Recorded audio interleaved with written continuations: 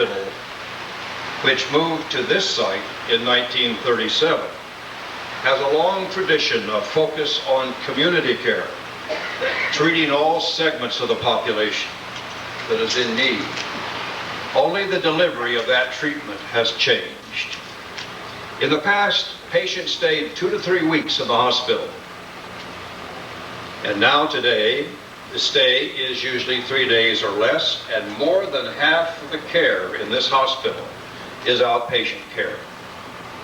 Early diseases that confronted the people at the Silverton Hospital in those days were measles, smallpox, tapeworms, diphtheria, and whooping cough.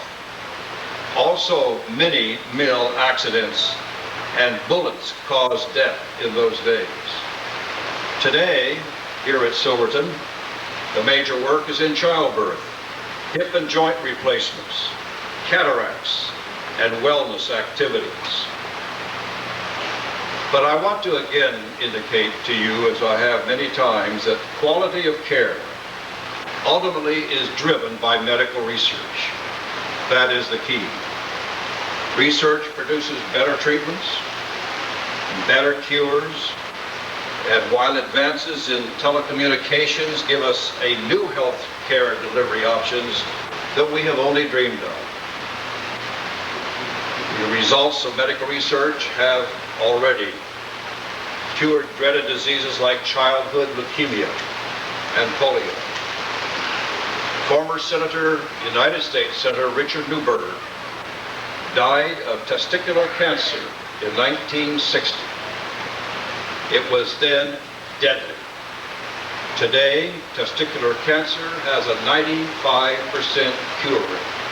Just one example of how we've moved in medical science research.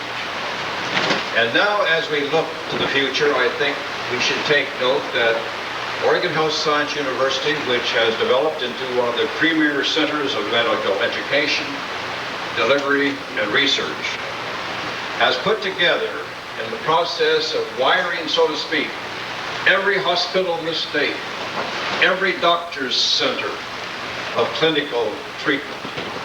And out of that kind of computerization, we have developed telecommunications to such a degree.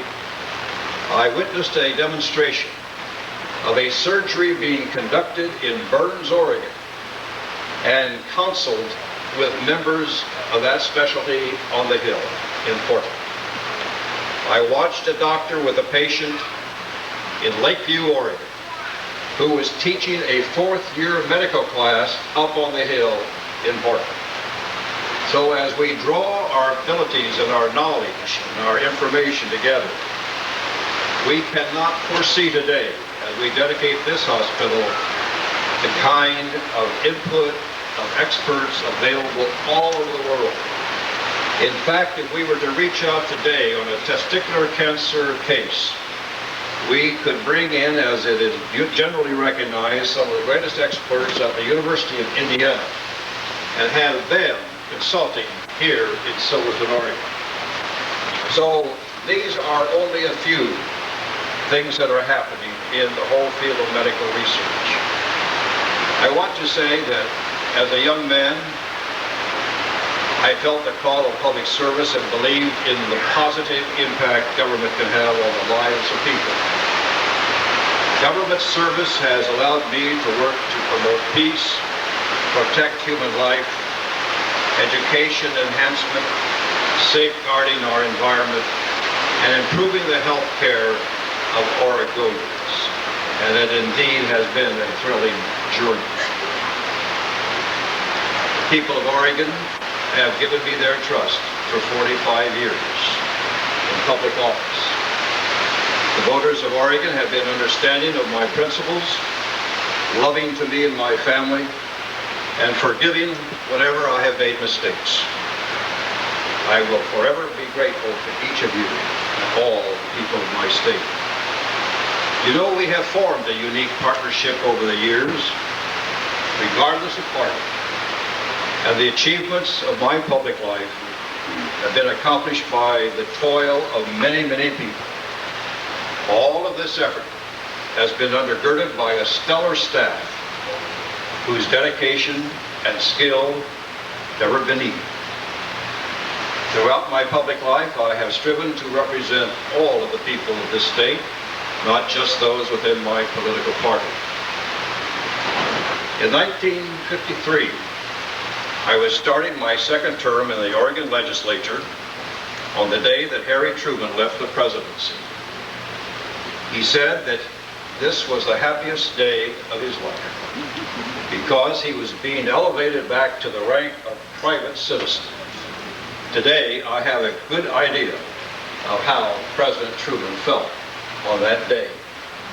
I also better understand the words of Dietrich Bonhoeffer, a German theologian, when he described friendship and coming home in poems and stanzas that I should like to quote. Like water, the water's clear and refreshing, where the spirit is cleansed from the dust and cooled from the heat that oppressed him, steeling himself in the hour of fatigue like a fortress, to which from confusion and danger the spirit returns, wherein he finds refuge and comfort and strengthening is a friend to a friend.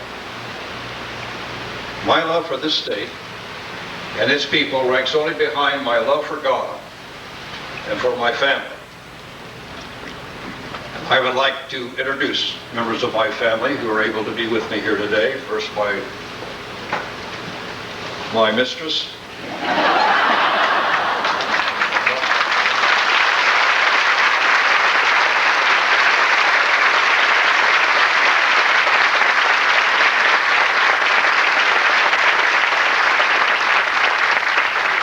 My best friend, my wife, and the mother of my children.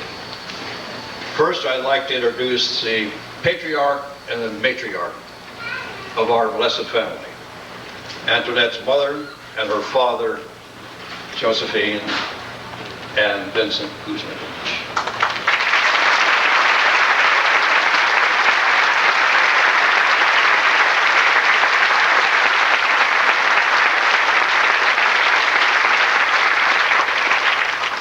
Our eldest daughter, Elizabeth, and I have two of the greatest sons-in-law that God ever gave anybody.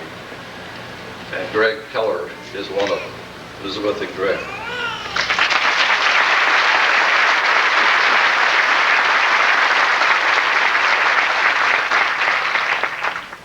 Next is, by the way, our oldest son, Mark Jr., is not able to be with us here today. And his two sons represent our two grandchildren, two of our three grandchildren. I have been told now that I can no longer bash lawyers in my public speeches because our second daughter and her husband are two lawyers, with our wonderful granddaughter, Kate Elizabeth, Teresa, and Manus Cooney.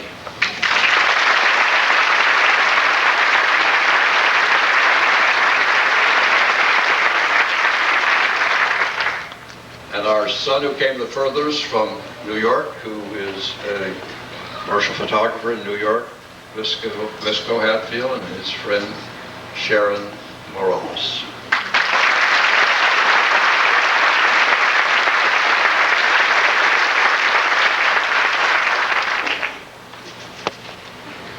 My time in public office has allowed me to serve the needs of our state, but the price has been very high. For the last 30 years, my calling has been to live in Washington, D.C. 30 years of voluntary separation from the state I love is enough. With the blessings of the Lord, I look forward to many more years here with you and my family. Antoinette and I have no plans for retirement. We are simply looking for new next challenges for our lives. We have decided that time is here to come back home to Oregon, the hub of our existence, where we could not be happier. Thank you for enriching the experience of a man and a family who could hope for nothing greater.